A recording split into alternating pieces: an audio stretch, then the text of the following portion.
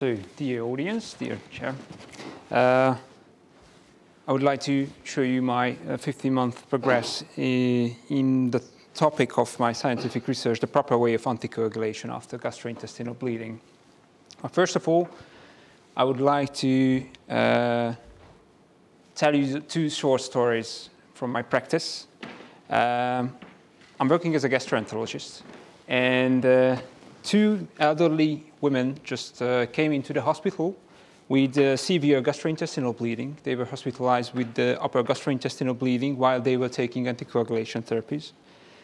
And after we managed to stop the bleeding source, in the first situation, we restarted the anticoagulation therapy on the fourth day after the bleeding.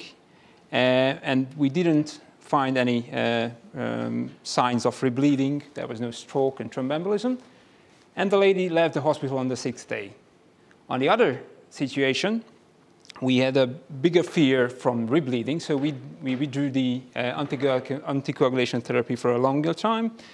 But we observed the worsening condition, so we did a CT scan and we found a pulmonary embolism by this elderly lady. She's still in the hospital waiting for recovery. Well, unfortunately, it's not so obvious that we should restart anticoagulation therapy after the bleeding if we were good enough to stop the bleeding source. And I will show you why. And actually, that's my mission and vision, that I want to find out the best way how we can manage these patients. I've got three ongoing projects. In the first, we want to summarize the already existing data. We know that patients who get anticoagulation for different reasons have an annual risk of gastrointestinal bleeding around 3 to 4%. And studies coming from mostly from the older medications, the vitamin K antagonists, shows that if we resume the anticoagulation, so restart the anticoagulation therapy after the bleeding, there is a higher chance for rebleeding. But on the other side, there's also a clear benefit for all-cause mortality if we restart the anticoagulation therapy. But since there's a new medication on the market, about 10 years, the so-called DOACs, the direct oral anticoagulants, and we do not have such proper studies on this, so our aim is to determine the safety and efficacy of these new anticoagulations, the DOACs. So we formed our clinical questions and the PICO form, where the population is the patients who are hospitalized with DOAC-related gastrointestinal bleeding. The intervention is the resumption of the anticoagulation therapy, and the comparator group is a no resumption, so there where we withdrew the anticoagulation therapy, and we observed the mortality, thromboembolic events, and rebleeding. Our hypothesis was that resumption of DOAC therapy can significantly lower the mortality and thromboembolic rates. So we did our systematic research. We found more than 9,000 articles. But unfortunately, we found only 4 eligible articles that was eligible to our criteria. And all 4 was the retrospective cohort studies. So we did the statistical calculations. And our first result is the recurrent gastrointestinal bleeding. Well, most of the time, we've got the biggest fear of rebleeding. That's why, actually, this is one of the most important in my cases. So in here, you can see that the odds ratio for rebleeding, if we resume the therapy or comparing with if you did not resume the therapy, it's 1.12. That means with the confidential intervals cutting the null effect, that actually means we could not find any statistical association between therapy resumption and rebleeding. Although we have to mention that here that these 4 retrospective cohort studies have serious risk of bias, and the certainty is very low. In the other 2 outcomes, the thromboembolic complications and all-cause mortality, actually there was no such data that we could pool together and make any statistical calculations. So, and also these scholarly articles shows no benefit, actually, if we restarted the anticoagulation therapy, but it was mostly because the studies were not so well composed. So I can see that this is the first article focusing only on DOACs compared with vitamin K antagonists. But there are several limitations, and the biggest one is the low quality evidence. Although we didn't find any statistical association between the rebleeding and the therapy resumption, and there was insufficient evidence for the efficacy outcomes, we can say that most of the time we have the biggest fear from rebleeding, and with these data we can show that maybe we can mitigate this fear and we restart the anticoagulation earlier. And for sure, we also highlighted that we need these randomized controlled trials just to be sure what we should do. Well, actually, we are just working on publishing this article. And I'm also mentioned that we need these randomized controlled trials, and exactly what we are doing right now, that we started to work on the time to study, actually, where it will be a non-inferiority multi-center randomized clinical trial. I also told you that there are many uncertainties how we should do this anticoagulation therapy. But there are some guidelines what we should do. And you should see that the guideline says anticoagulation should be resumed as soon as the bleeding has been controlled, preferably within or soon after the 7 days of the bleeding event. Although they also says that the rapid onset of DOACs compared to vitamin K antagonists must be considered. And what do they mean about rapid onset? Actually, if you take a DOACs, after 2 hours, you've got the full effect. Compared with the vitamin K antagonist, you need 5 days. So it's quite a big difference between the two medications. So there are some recommendations, but there are lack of high-quality evidence. So we aimed to determine the ideal timing of DOAC resumption by patient following a gastrointestinal event. Actually, the peak of form is almost, the population is the same, just like in the other projects. The intervention would be an earlier resumption. We would like to compare it with a delayed resumption, and we will observe the same outcomes, just like in the earlier phase. And our hypothesis is that early resumption is not inferior to late resumptions. Because we want to find the earliest safe DOAC restarting time. And with these, we would like to decrease the thromboembolic events and mortality.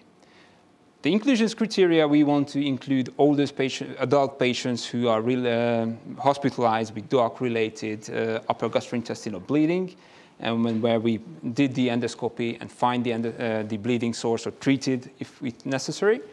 And we want to exclude all those patients who are really high risk for thromboembolic complications, just like methyl heart valve implanted patients, and also for those who are really high risk for rebleeding, when, example, when we are not able to stop the bleeding source by endoscopically, or we didn't find it exactly, and also some other excluding criteria. We want to allocate these patients in 2 arms. The first would be when we restart the anticoagulation therapy 3 days after the endoscopic intervention. It would be because there are some data showing that in peptic ulcer disease, the highest risk for rebleeding is in the first 72 hours. And on the other arm, we would like to reintroduce the therapy on the 7 days, just like it was mentioned in the guideline. And we want to observe the primary outcome would be the rebleeding in a shorter period, and there are many other secondary outcomes as well. So we are just working on and organizing the International Advisory Board discussion. I would like to start the test phase of the trial in the beginning of the summer, the next summer. So actually, there's another project also still ongoing. We've got a registry. The Hungarian GI study group has a registry, a gastrointestinal bleeding registry. And my center just just joined this in this autumn. We already enrolled 23 patients, and but there's already more than 1,000 patients involved in this registry. And we would like, in this registry, we collect data from patients who are hospitalized with gastrointestinal bleeding from the very first time when they enter the emergency, during the whole process when we treat these patients, and also when the hospital discharge is coming, and we are trying to get some follow-up data as well. In my work, I want to identify some specific factors that have to be monitored by risk stratification of DOAC users. Well, with these 3 projects, I'm trying to really focus on these rebleeding and to find out the best way how we should restart the anticoagulations by these high-risk patients. Thank you for your attention.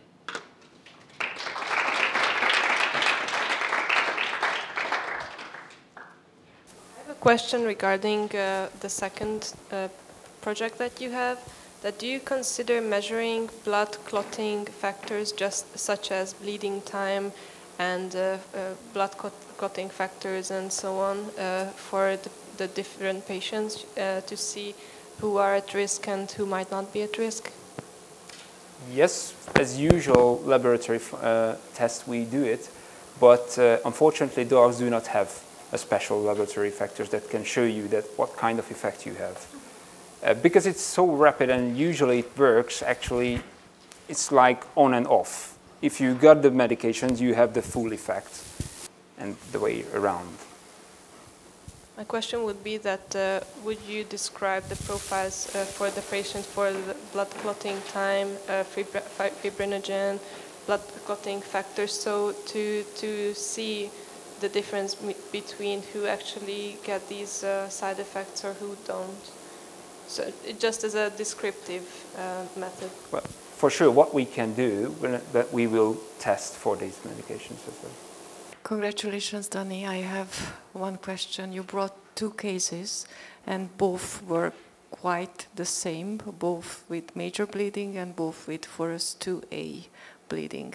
In one case, you chose to perform an early resumption of the DOAC, in the second not. Would you just, what was the reason? Comment on that? Yes, because the lack of time, I didn't really tell you the whole story. Yeah, but anyway, in the second situation, the elderly lady had not only 1 ulcer, but 2. And we managed to do the clipping on the first ulcer, and we don't really see the other. Because it was, as you told, it was the first 2A ulcer. That means there was no actual bleeding on it, but there was also a visible vessel on it, and that can really restart bleeding in any time. We managed to do this one, but we were not really sure that what's going on the other side, because it was a duodenal ulcer in a really bad position when you don't really see it on with the endoscope, during the endoscopy.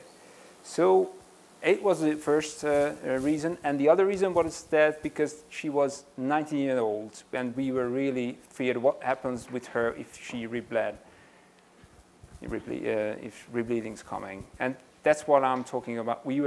There are many uncertainties in this situation, and we did not know what is the best way to do.